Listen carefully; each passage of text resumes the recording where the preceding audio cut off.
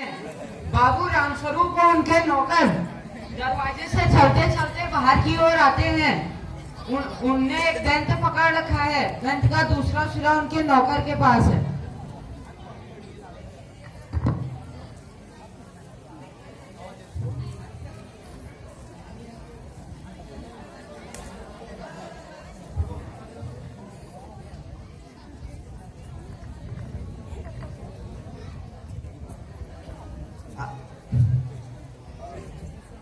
अभी धीरे धीरे चल। अभी तक को इधर मोड़ दे, उधर। बस बस बस बस। बिछा दूं साहब? और क्या करेगा? परमात्मा के यहाँ जब अगले बढ़ रही थी तो तू देर से पहुंचा था क्या? बिछा दूं साहब। और ये पसीना कितने बाहे है? हंसता क्यों है? हमने भी जवानी में कसरतें की हैं। कलशों से नहाता था लोटों की तरह। ये तख्त क्या चीज है? इसे उधर मोड़, उधर। बस बस।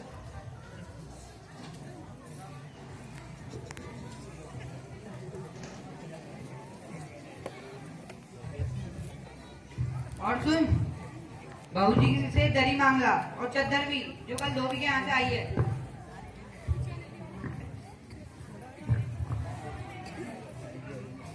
तुम्हें इस वक्त धोती की जरूरत पड़ गई? एक तो वैसी थी जल्दी जल्दी में।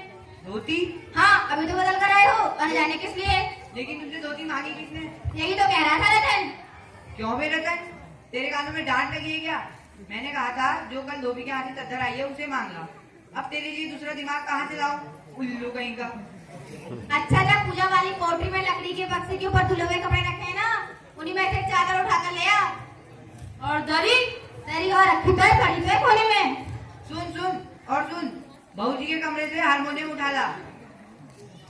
लेकिन तुम्हारी लाडली बेटी तो मुंह फुलाए पड़ी है। मुंह फुलाए? और तुम उसकी माँ किस माटी की दवा हो?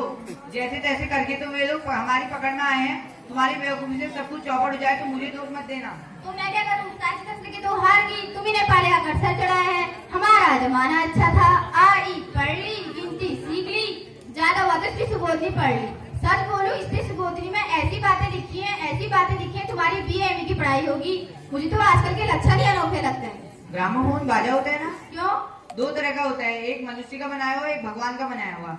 मनुष्य का एक बार चला तो रुकने का नाम ले सकता है, लेकिन भगवान का बनाया हुआ एक बार चला तो रुकने का नाम नहीं लेता। हटो भी, तुम्हें हट में ठडोली सूझी रहती है। यह तो होता नहीं कि अपनी उस लाडली बेटी उमा को कुछ राह पर लाते। अब देरी कितनी बच्ची है लोगों के आने में। तो क्या हुआ? तुम्ही ने तो कहा था जरा ठीक ठाक करके नीचे लेके आना। लेकिन आजकल लड़की कितनी भी सुंदर हो, बिना टिमटाम के भला कौन पूछता है? इसी मारे मैंने सामने पाउडर सब कुछ रखा था। न जाने उसने इन चीजों से किस जन्म की नफरत रखी है। मेरा कहना था आंचल में मुंह लपेट कर लेट आई। भाई मैं कहाँ जाए तुम्हारे इस लड़की से? अरे न जाने कैसा इसका दिमाग है, वरना आजकल की लड़कियों के सारे तो पाउडर का कारोबार चलता है। अरे मैंने तो पहले ही कहा था इंटरेस्ट पाया करा दे तो लड़की अपने हाथ में होती, पर तुम तो चुप चुप, तुम्हें कतई अपनी जवान पर काबू नहीं है। कल ही बता दिया था कि उन सब लोगों के आने पर जिक्र और ढंग से होगा, मगर तुम तो अभी से ही सब कुछ उगल लेती हो। अच्छा बाबा, मैं ना बोलूंगी, जैसी तुम्हारी मर्जी, बस मुझे मेरा काम बता दो। तो जैसे हो उमा को तैयार कर लो ना, सही पाउडर। वैसे कौन बुरी है, 5 लेकर भेज देना उसे। और नाश्ता तो तैयार है ना? नाश्ता तैयार है, मिठाई में लोग कुछ ज्यादा खाएंगे नहीं, कुछ नमकीन चीजें बना दिए, चाय भी तैयार है और टोस्ट भी। हाँ, मगर मक्खन तो आया ही नहीं। क्या कहा? मक्खन नहीं आया? तुम्हें भी ठीक वक्त पर कोई बात सूझती नहीं। पता है मक्खन वाली की दुकान यहाँ से कितनी दूर है? अब रतन यहाँ का काम करे कि मक्खन लेने जाए? यहाँ का काम कौन सा ज्यादा है? कमरा सब ठीक ठाक ही है, नाश्ता आ ही गया, गल सितारा आ ही गया, तो तुम्हें पकड़ा दूं, एक आध चीज तुम खुद ले आना, तब तक रतन मक्खन लेके आ ही जाएगा। 2 आदमी तो हैं। हाँ, एक बाबू गोपाल प्रसाद, दूसरा खुद लड़का है। मुझे तो गुस्सा बहुत आता है इनकी ऐसे तकियानुसी ख्यालों पर। खुद पढ़े लिखे हैं, सभा सोसाइटी में जाते हैं, मगर लड़की चाहते हैं कम पढ़ी लिखी हो। और लड़का? बताया तो था तुम्हें, बाप शेर है तो लड़का सवा शेर।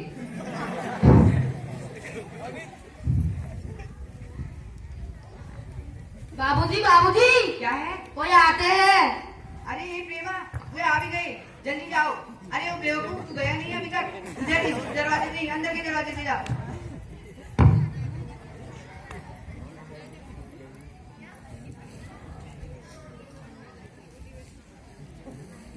लाइए लाइए, वैसे मुझे दीजिए। आइए आइए आइए। मकान ढूंढने में कोई तकलीफ तो नहीं हुई? नहीं, आगे वाला जानता था और मेरा आना ही था, तो रास्ता मिलता कैसे नहीं? मैंने आपको तकलीफ तो दी, नहीं नहीं साहब, जैसा आपका काम वैसा मेरा काम। आपकी लड़की की तो शादी करानी है, बल्कि यो कहिए मैंने तो आपके लिए खासी परेशानी कर दी। यो लीजिए, आप तो मुझे कांटों में घसीटने लगे। और कहिए शंकर बाबू, कितने दिनों की छुट्टियां हैं? जी कॉलेज की छुट्टियां तो नहीं है, वीकेंड में सब आया था।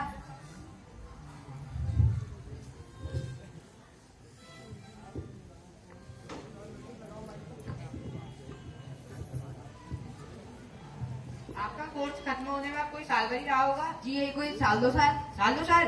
हाँ, एक आध साल का मार्जिन रखता हूँ।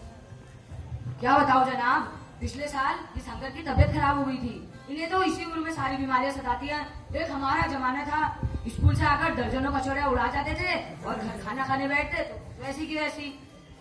कचौड़ियाँ भी तो उस जमाने में पैसे की 2 आती थी। हाँ साहब, हाल यह था कि 4 पैसे में ढेर सी मलाई आ जाती थी और अकेले 2 आने की हजम करने की ताकत थी अकेले। और उस समय तो कोई बहुतेरे खेल वगैरह भी नहीं होते थे, ना हॉकी ना बैडमिंटन, बस कभी कभी क्रिकेट खेल लिया करते। लेकिन मजाल वही कहते कि यह लड़का कमजोर है। जी जी जी जी, वो तो है ही है। और पढ़ाई का यह हाल था कि एक बार पढ़ने बैठते तो 12 घंटे की सिटरिंग सी हो जाती थी। उस समय का मैट्रिक पास लड़का भी ऐसी फराटेदार अंग्रेजी लिखता था कि आजकल का MA भी पास भी ना लिख पाए। जी वो तो था ही। माफ कीजिएगा बाबू राम स्वरूप, जब उस जमाने की याद आती है तो अपने को जब्त करना मुश्किल हो जाता है। जी वो तो रंगीन जमाना था, रंगीन जमाना। चाय और लीजिए। मत पीछूगा। आप? नहीं साहब, आप तो खत्म ही कीजिए। माफ कीजिएगा, जरा अभी हाजिर हुआ। आदमी तो भला है, मकान से भी हैसियत बुरी नहीं मालूम होती। पता चले अब लड़की कैसी है। जी क्यों, क्या हुआ? कुछ नहीं। कमर सीधी करके बैठो, क्या लेकर आने आए हो? तुम्हारे तो सही कहते शंकर की बैकबोन। अरे आप माने नहीं।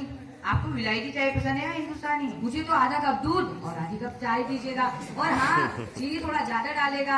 आजकल का नया फैशन मुझे बिल्कुल पसंद नहीं। वैसे ही चाय में चीनी काफी होती है और फिर पानी भी बहुत ज्यादा होता है, तो जायका क्या रहेगा? जी जी, कहते तो आप सही हैं। सुना है सरकार अब ज्यादा चीनी लेने वालों पर टैक्स लगाएगी। सरकार जो चाहे कर ले, अगर आमदनी बढ़ानी है तो एक ही चीज पर टैक्स लगाना पड़ेगा। वो क्या? खूबसूरती पर टैक्स। मजाक नहीं जनाब, यह ऐसा टैक्स है कि देने वाला चू भी ना करेगा। बस शर्त रखी जाए कि हर औरत अपने स्टैंडर्ड के माफिक अपने ऊपर कर्ज अदा कर ले, फिर देखिए सरकार की कैसी आमदनी बढ़ती है। जी वो तो है ही। आजकल खूबसूरती का सवाल बहुत बेढंग हो गया है। हमारे जमाने में तो यह था ही नहीं। कभी नहीं साहब, कभी नहीं। और कहिए शंकर बाबू, आपका क्या ख्याल है शंकर बाबू? किस मामले में? खूबसूरती के मामले में, कि शादी तय कराने में खूबसूरती का सवाल कितना होना चाहिए? मैंने आपसे पहले ही कहा था बाबू राम स्वरूप, लड़की का खूबसूरत होना निहायत जरूरी है, चाहे क्रीम पाउडर लगाकर चाहे वैसे ही। हम आप मान भी जाए, लेकिन घर की औरतें नहीं मानती है ना। जी जी, वो तो आप अभी देख ही लीजिएगा। अच्छा, तो जायचा विधि क्या होगा? जयजे का मिलना क्या मुश्किल बात है? ठाकुर जी के चरणों में रख दिया तो समझिए खुद को खुद ही मिल गया। वह तो ठीक है आपने, बिल्कुल ठीक। लेकिन हाँ, जो मेरे कानों में भनक पड़ी है वो गलत है ना? क्या? यही पढ़ाई लिखाई के बारे में। मैं पहले ही कह देता हूँ, मुझे ज्यादा पढ़ी लिखी बहू नहीं चाहिए। कोई कौन सहेगा उनके नगरों को, और कोई मेम साहब तो रखनी नहीं। क्यों शंकर? जी हाँ, कोई नौकरी तो करानी नहीं है। नौकरी का तो कोई सवाल ही नहीं उठता। क्या बताओ जनाब, कुछ लोग मुझसे ऐसा कहते हैं कि अगर आपने अपने लड़के को MA BA पास कराया है तो अपने लिए बहू भी पढ़ी लिखी दीजिए। अब कौन कहे वो नकली के ठेकेदारों से? क्या लड़के और लड़कियों की पढ़ाई में एक जैसा अंतर है? लड़कों का तो काम ही है पढ़ना और काबिल होना। लड़कियां भी यही सब करने लगी, अंग्रेजी अखबार पढ़ने लगी, पॉलिटिक्स वगैरह में जाने लगी, जो हो चुकी गृहस्थी। जनाब, मोर के पंख होते मोरनी के नहीं, और शेर के बाल होते शेरनी के नहीं। जी, और मर्द की दाढ़ी होती है औरत की नहीं।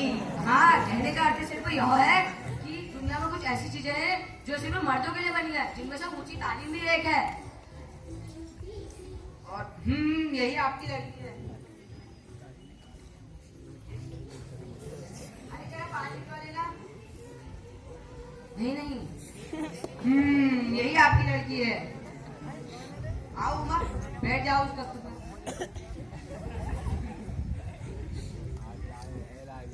चश्मा? अरे वो पिछले महीने इसकी आंखें जरा दुकान आ गई थी, इस वजह से जरा चश्मा लगाना। पढ़ाई की वजह से तो नहीं है ना कुछ? जी नहीं। अच्छा, आओ बैठो बेटी। बैठ जाओ उमा। अच्छा, तो उमा तुमने कुछ गाना बजाना सीखा है? हाँ उमा सुनाओ तो जरा एक आध की। नहीं नहीं काफी है, आपकी लड़की अच्छा गाती होगी। अच्छा तो आपकी लड़की ने कुछ सिलाई वगैरह भी सीखी है? सिलाई तो सारे घर की इसके जिम्मे रहती है, मेरी कमीजें भी। और पेंटिंग वगैरह? अरे पेंटिंग तो मैं आपको बताना ही भूल गया, जो इस यहाँ पे ये पेंटिंग लगी है भारत माता वाली, इसी ने खींची है। हाँ तो बहुत अच्छा है, बहुत अच्छा। अच्छा तो बेटी तुमने कुछ इनाम इनाम भी जीते हैं? इनाम तो इसे जवाब दो ना, क्या कह रहे हैं आप? जरा इसे भी तो मुंह खोलने दीजिए। जवाब दो ना।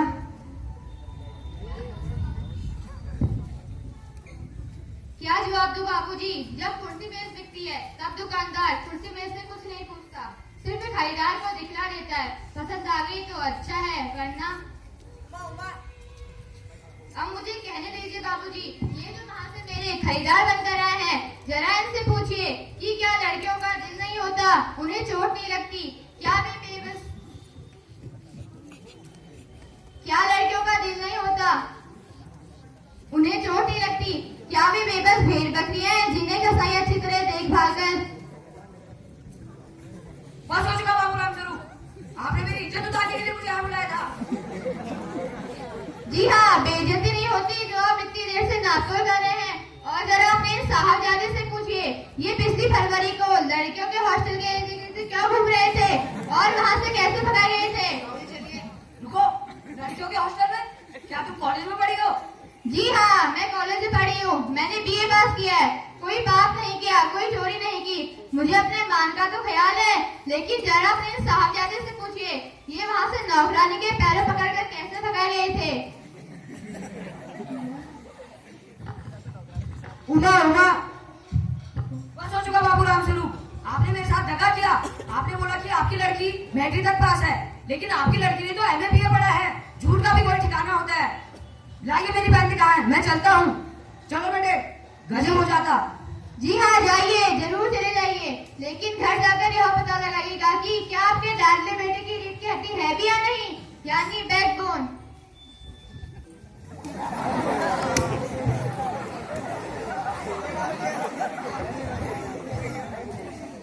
बाबूजी, मक्खन।